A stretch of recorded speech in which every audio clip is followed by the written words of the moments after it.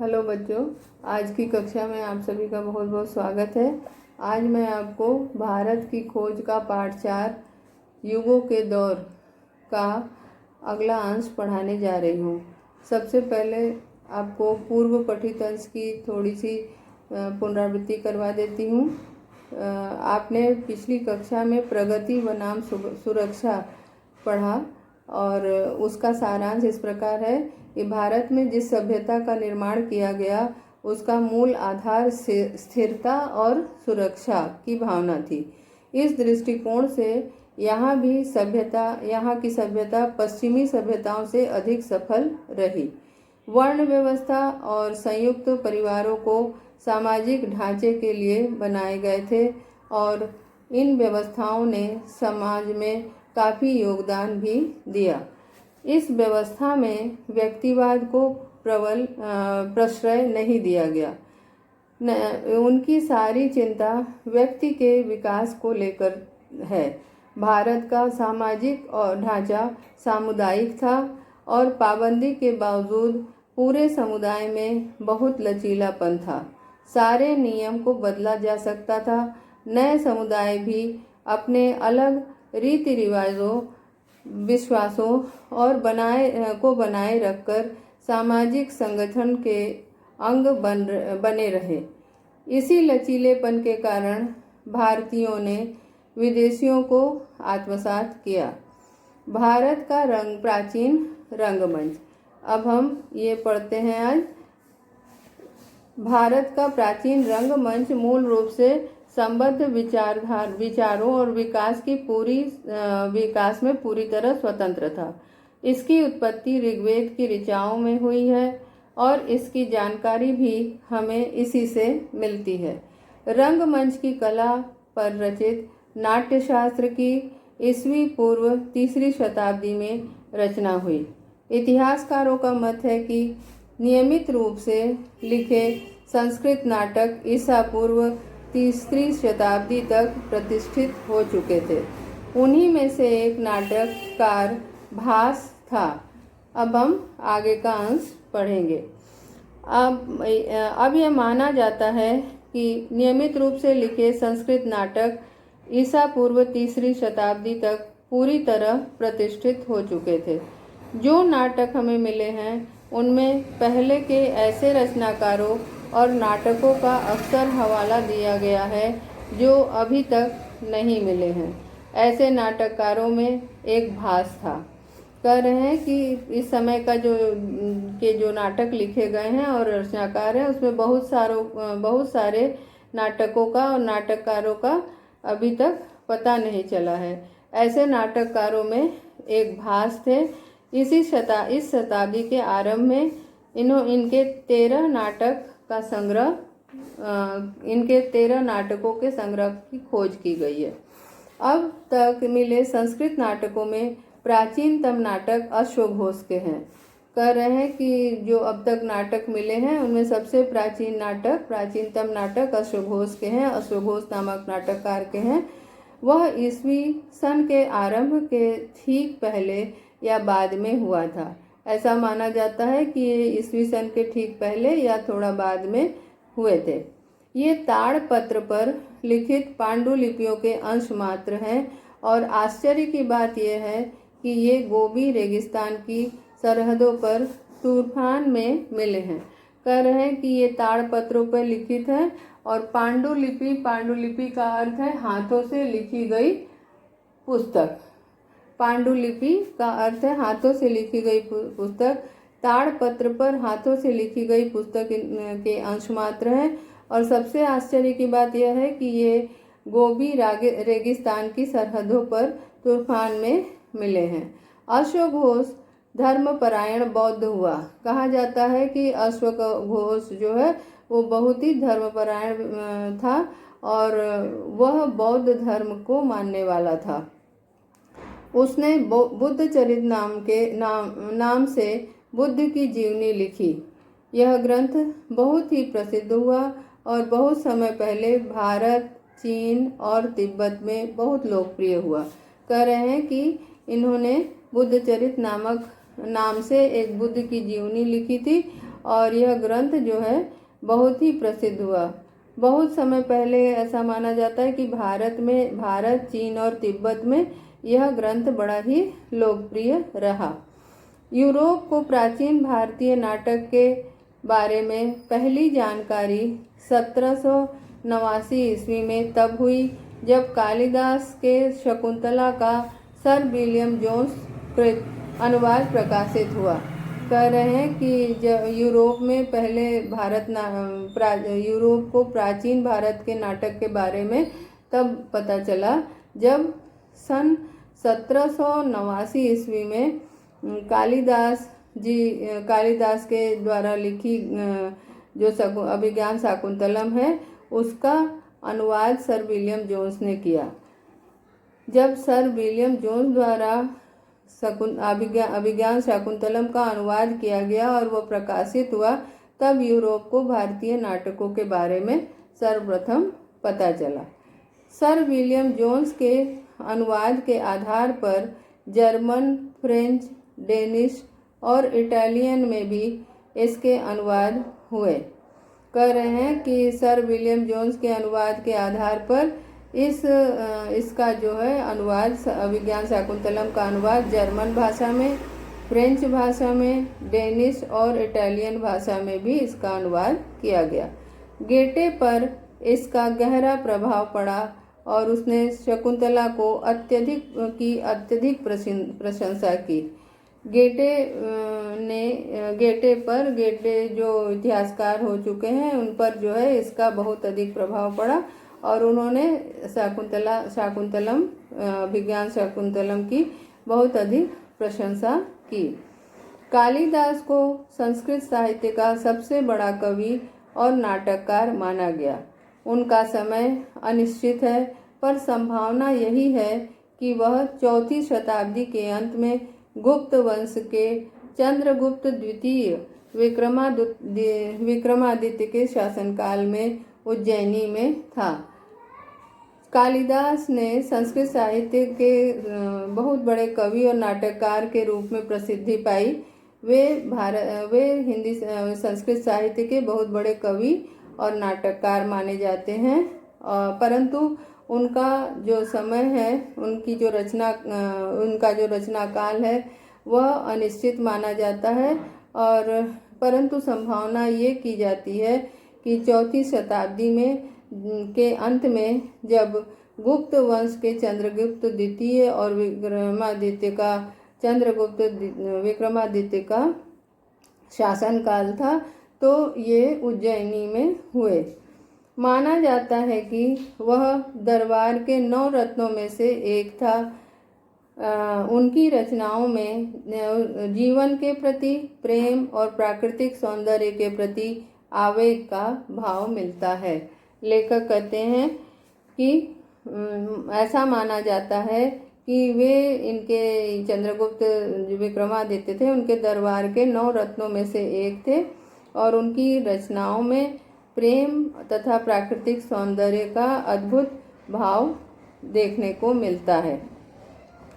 कालिदास की एक लंबी कविता है मेघदूत। एक प्रेमी जिसे बंदी बनाकर उसकी प्रेयसी से अलग कर दिया गया है, वर्षा ऋतु में एक बादल से अपनी तीव्र चाहत का संदेश उस तक पहुंचाने के लिए कहता है।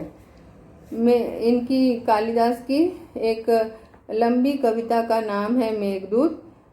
इस कविता में कवि ने एक प्रेमी के बारे में, प्रेमी के मन की व्यथा के बारे में वर्णन किया है। इसमें प्रेमी जो बंदी बना लिया गया है, अपनी प्रेयसी से वह अलग है और वर्षा ऋतु में वह एक बादल के माध्यम से वो बादल को एक संदेशवाहक बनाता है और उससे अपनी तीव्र इच्छा के संदेश को अपनी प्रेमिका तक पहुंचाने के लिए कहता है। इस प्रकार का वर्णन कालिदास द्वारा रचित मेघदूत में मिलता है। कालिदास से संभवतः काफ़ी पहले एक बहुत प्रसिद्ध नाटक की रचना हुई थी, शूद्रक का मृच्छकटिकम यानी मिट्टी की गाड़ी। करें कालिदास से पहले ऐसी संभावना की जाती है कि कालिदास से भी काफ़ी पहले एक बहुत प्रसिद्ध नाटक की रचना हुई थी और जिसके रचयिता थे शूद्रक। उनका लिखित जो नाटक था, उनके द्वारा लिखित जो नाटक था उसका नाम था मृच्छकटिकम। तो मृच्छकटिकम का अर्थ है मिट्टी की गाड़ी। यह एक कोमल और एक हद तक बनावटी नाटक है। कह रहे हैं कि यह एक बड़ा ही कृत्रिम बनावटी नाटक है, लेकिन इसमें ऐसा सत्य है जो हमें प्रभावित करता है और हमारे सामने उस समय की मानसिकता और सभ्यता की झांकी प्रस्तुत करता है। ऐसा कहते हैं कि ये नाटक एक तरह से कृत्रिम है, बनावटी है, परंतु इसमें ऐसे सत्य को का वर्णन किया गया है, ऐसे सत्य का वर्णन किया गया जो हमारे मन को छू जाता है। उस समय की मानसिकता और उस समय की जो सभ्यता है उसकी एक झलक इसके माध्यम से प्रस्तुत होती है। 400 ईसा के लगभग चंद्रगुप्त द्वितीय के शासनकाल में एक और प्रसिद्ध नाटक लिखा गया। यह विशाख दत्त का नाटक मुद्रा राक्षस था। यह विशुद्ध राजनीतिक नाटक था जिसमें प्रेम या किसी पौराणिक कथा को आधार बनाया गया था। लेखक कह रहे हैं कि 400 ईस्वी के लगभग चंद्रगुप्त द्वितीय के शासन काल में एक और प्रसिद्ध नाटक लिखा गया था। 400 ईस्वी के लगभग चंद्रगुप्त द्वितीय के शासनकाल में एक और प्रसिद्ध नाटक की रचना हुई थी और यह विशाख दत्त का नाटक मुद्रा राक्षस था। इसके रचयिता थे, इसके नाटककार थे विशाख दत्त और इनके नाटक का नाम था मुद्रा राक्षस। यह विशुद्ध राजनीतिक नाटक था। ऐसा कहा जाता है कि यह पूरी तरह से एक राजनीतिक नाटक था। राजनीतिक पुट इसमें बहुत मिलते हैं जिसमें प्रेम या किसी पौराणिक कथा को आधार नहीं बनाया गया है। कह रहे हैं इसमें राजनीति के बारे में बताया गया है। इसमें प्रेम और किसी भी पौराणिक कथा को आधार बनाकर ये नाटक नहीं लिखा गया है। कुछ अर्थों में यह नाटक वर्तमान स्थिति में बहुत प्रासंगिक है। ऐसा कहते हैं, माना जाता है कि कुछ अर्थ में यह नाटक जो है इस वर्तमान परिस्थिति में बहुत ही प्रासंगिक है। माने इसकी जो घटना है, इसके जो वर्णन है, इसका यहाँ पे बहुत कुछ मिला जुला यहाँ पे रूप हमें देखने को अब मिलता है आज अभी के समाज में। राजा हर्ष, जिसने 7वीं सदी ईस्वी में एक नया साम्राज्य कायम किया, नाटककार भी था। हमें उसके लिखे हुए 3 नाटक मिलते हैं। कह रहे हैं कि राजा हर्ष जो था, जिसने 7वीं सदी में एक नया साम्राज्य कायम किया था, वह एक नाटककार था। वो नाटक लिखता था और हमें उसके लिखे हुए 3 नाटक मिलते हैं। राजा हर्ष द्वारा लिखे गए 3 नाटक हमें अभी प्राप्त होते हैं। 7वीं सदी के आसपास ही भवभूति हुआ। 7वीं सदी के आसपास ही भवभूति हुआ। माने भवभूति नामक एक नाटककार हुए 7वीं सदी के आसपास भवभूति नामक एक नाटककार हुए और इन्होंने अपने संस्कृत साहित्य में एक बहुत ही अच्छे नाटक की रचना की और ये संस्कृत साहित्य के एक चमकते सितारे के रूप में माने जाते हैं। वह भारत में बहुत लोकप्रिय हुआ। ये जो नाटककार हैं भवभूति, ये भारत में बहुत ही ज़्यादा लोकप्रिय हुए और केवल कालिदास का ही स्थान उनके ऊपर माना जाता है। मतलब नाटककारों में जो जितने नाटककार हुए उसमें कालिदास ही भवभूति के ऊपर माने जाते हैं। बाकी सारे नाटककारों में भवभूति का स्थान सर्वश्रेष्ठ है। संस्कृत नाटकों की यह धारा सदियों तक बहती रही, लेकिन 19वीं शताब्दी के आरंभ में गुणात्मक दृष्टि से स्पष्ट रूप से उसमें ह्रास दिखाई देने लगा। कह रहे हैं कि संस्कृत नाटकों की जो ये धारा है ये सदियों से बहती रही, यानी कि संस्कृत नाटकों की रचना एक के बाद एक अच्छे नाटक लिखे जाते रहे। लेकिन 19वीं शताब्दी के आरंभ में गुणात्मक दृष्टि से स्पष्ट रूप से उनमें ह्रास हुआ, मतलब पतन हुआ। ह्रास का अर्थ है पतन। ह्रास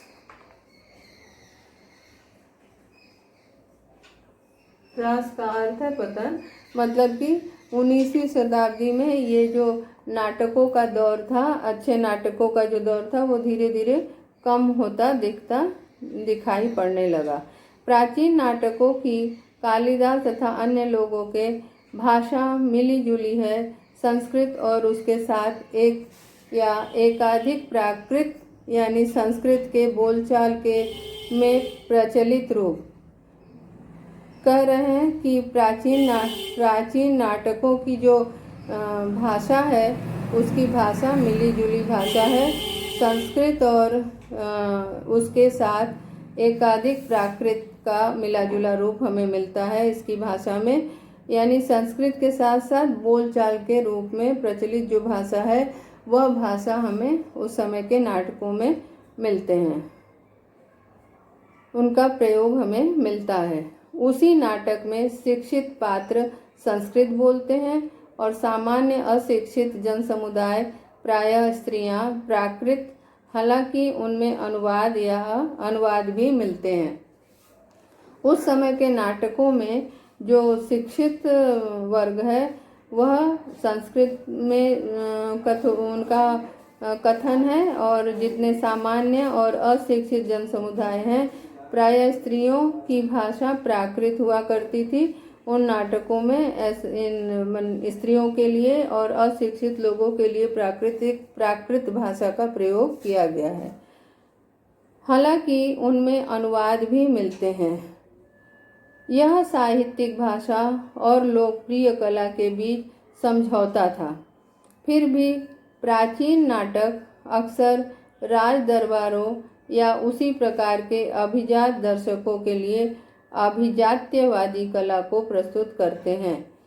कह रहे हैं कि साहित्यिक भाषा और लोकप्रिय कला के बीच ये एक समझौता था। साहित्यिक भाषा थी संस्कृत और उसके साथ लोकप्रिय कला नाटक जिसमें कि प्राकृत का प्रयोग किया गया था, ये एक समझौता के रूप में था। फिर भी प्राचीन नाटक में अक्सर राज दरबारों या उसी प्रकार के जो अभिजात्य दर्शक हैं उनमें ये कला अभिजात्यवादी कला के रूप को प्रस्तुत किया गया है। इस ऊंचे दर्जे के साहित्यिक रंगमंच के अलावा हमेशा एक लोक मंच भी रहा है।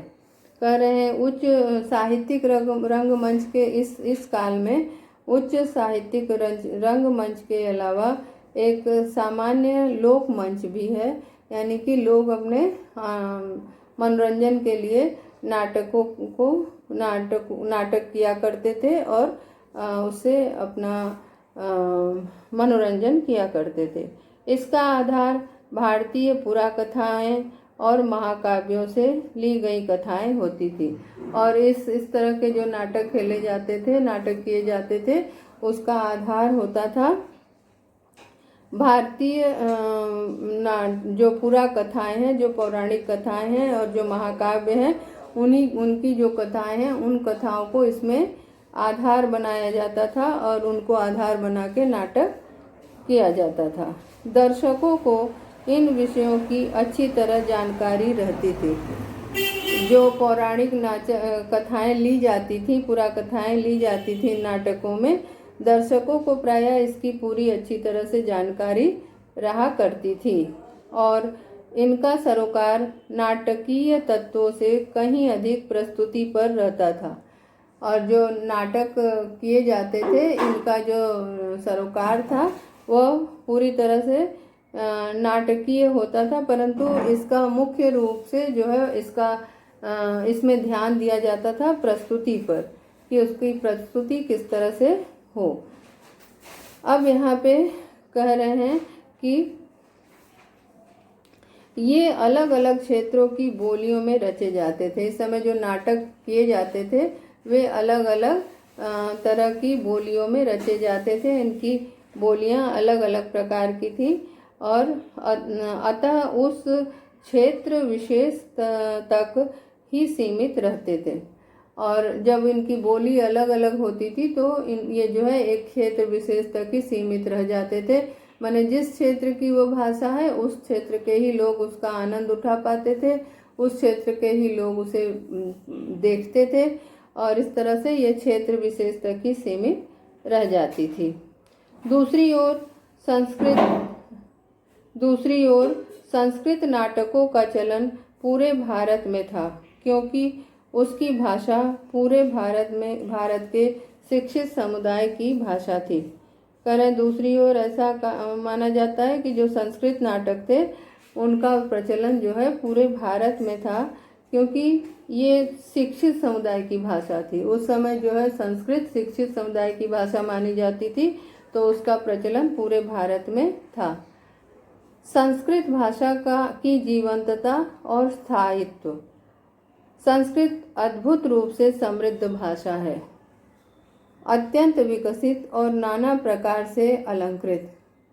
इसके बावजूद यह नियत और व्याकरण के उस ढांचे में सख्ती से जकड़ी है जिसका निर्माण 2600 वर्ष पहले पाणिनि ने किया था। कहना संस्कृत अद्भुत रूप से समृद्ध भाषा है। ये भाषा बहुत ही ज़्यादा समृद्ध है। इसमें अनेक तरह के साहित्य प्राप्त होते हैं, उच्च कोटि के साहित्य प्राप्त होते हैं और यह भाषा अत्यंत विकसित है, नाना प्रकार से अलंकृत माने नाना प्रकार से सुशोभित है। और यानी कि इसमें कई तरह की काव्य नाटक आदि की रचना हुई है, इसीलिए यह भाषा जो है बहुत ज़्यादा समृद्ध भाषा मानी जाती है। पर इसके बावजूद जो ये संस्कृत जो है वह व्याकरण के जो नियम हैं उन पे सख्ती से उनका इनमें पालन किया जाता है और ये इन व्याकरण का निर्माण 2600 वर्ष पहले पाणिनि ने किया था। पाणिनि के बनाए हुए व्याकरण शास्त्र का इस भाषा पर बहुत अंकुश है, उसमें उनके नियमों का बहुत सख्ती से पालन किया जाता है। इसका प्रसार हुआ संपन्न हुई, भरी पूरी और अलंकृत हुई, पर इसमें अपने मूल को नहीं छोड़ा। कह रहे हैं कि संस्कृत का जो है प्रचार प्रसार हुआ और ये भाषा संपन्न भी हुई, परंतु बहुत भरी पूरी रही। ये अलंकृत भाषा मानी जाती है, परंतु इसमें खासियत यह है कि इसने अपनी विशेषता को नहीं छोड़ा। संस्कृत साहित्य के पतन के काल में भाषा ने अपनी कुछ शक्ति और शैली की सादगी खो दी। संस्कृत भाषा के पतन के काल में जब संस्कृत भाषा का धीरे धीरे पतन होने लगा तो उस समय संस्कृत भाषा ने अपनी कुछ शक्ति को और अपनी शैली की जो सादगी है उसको खो दिया, ऐसा माना जाता है। सर विलियम जोन्स ने 1784 में कहा था, संस्कृत भाषा चाहे जितनी पुरानी हो उसकी बनावट अद्भुत है। यूनानी भाषा के मुकाबले यह अधिक पूर्ण है, लातिनी के मुकाबले अधिक उत्कृष्ट है और दोनों के मुकाबले अधिक परिष्कृत है। सर विलियम जोन्स ने संस्कृत की बहुत तारीफ की और संस्कृत की प्रशंसा करते हुए कहा कि सन 1784 में उन्होंने कहा कि संस्कृत भाषा चाहे जितनी भी पुरानी हो परंतु उसकी जो बनावट है वो बड़ी अद्भुत है। यह भाषा यूनानी भाषा के मुकाबले अधिक पूर्ण है, यूनानी भाषा से भी के मुकाबले ये अधिक पूर्ण है। लातिनी भाषा के मुकाबले ये अधिक उत्कृष्ट है। लैटिन भाषा को कह रहे हैं कि लैटिन भाषा से अधिक ये उत्कृष्ट है, इसमें उत्कृष्ट साहित्य प्राप्त होते हैं और दोनों के मुकाबले अधिक परिष्कृत है। मतलब इसमें जो व्याकरण या जो नियम है वे बड़े ही शुद्ध, इसकी भाषा का शुद्ध रूप है, परिष्कृत रूप है। पर दोनों के साथ वह इतनी अधिक मिलती जुलती है कि यह संयोग आकस्मिक नहीं हो सकता। परंतु ये जो दोनों भाषाएं हैं, इनसे लातिनी और ये यूनानी भाषा, इन दोनों से ये बहुत ज़्यादा मिलती जुलती है। इसका बहुत ज़्यादा ही हमको मिला जुला स्वरूप हमें दिखाई पड़ता है, पर दोनों के साथ वह अधिक मिलती जुलती है और यह संयोग आकस्मिक नहीं हो सकता। यह साफ पहचाना जा सकता है कि इन सभी भाषाओं का स्रोत एक ही है, जो शायद अब मौजूद नहीं है। कह रहे हैं कि ये आकस्मिक नहीं है। ऐसा माना जाता है कि इन दोनों भाषाओं का उद्भव एक ही का स्रोत एक ही है, एक ही भाषा है, और वह जो है शायद अब प्राप्त नहीं होता है। ऐसा माना जाता है कि इनका जो है उद्गम एक ही भाषा से हुआ है और इनका स्रोत भी एक ही है। जो कुछ भी हो, आज जो है आज वो रूप मौजूद नहीं है। संस्कृत आधुनिक भारतीय भाषाओं की जननी है। जितनी भी भाषाएं आज हैं, उन सभी आधुनिक भारतीय भाषाओं की जननी के रूप में संस्कृत को माना जाता है। संस्कृत काव्य और दर्शन के बहुत सारे सार्थक और महत्वपूर्ण शब्द, जिनका विदेशी भाषाओं में अनुवाद नहीं किया जा सकता, आज भी हमारी लोक प्रचलित भाषाओं में जीवित है। कह रहे हैं कि हमारे संस्कृत भाषा जो है बहुत ही अधिक प्राचीन भाषाओं में, समृद्ध भाषाओं में एक है और ये हमारी आधुनिक भारतीय भाषाओं की जननी है। उनका अधिकांश शब्दकोश और अभिव्यक्ति का ढंग संस्कृत की देन है। जितनी भी भाषाएं हैं उसमें अधिकांश जो शब्दकोश है और उनकी अभिव्यक्ति का जो रूप है वह संस्कृत की ही देन मानी जा सकती है।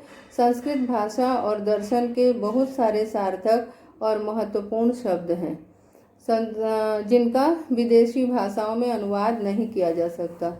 संस्कृत भाषा इतनी समृद्ध है, इसमें बहुत सारे शब्द ऐसे हैं जिनका विदेशी भाषा में अनुवाद करना मुश्किल है। आज भी हमारी लोक प्रचलित भाषाओं में जीवित है। आज भी संस्कृत का ये रूप हमारी लोक प्रचलित भाषाओं में जीवित है।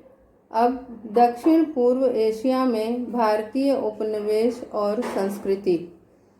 रविन्द्रनाथ ठाकुर ने लिखा था, मेरे देश को जानने के लिए उस युग की यात्रा करनी होगी जब भारत ने अपनी आत्मा को पहचान कर अपनी भौतिक सीमाओं का अतिक्रमण किया।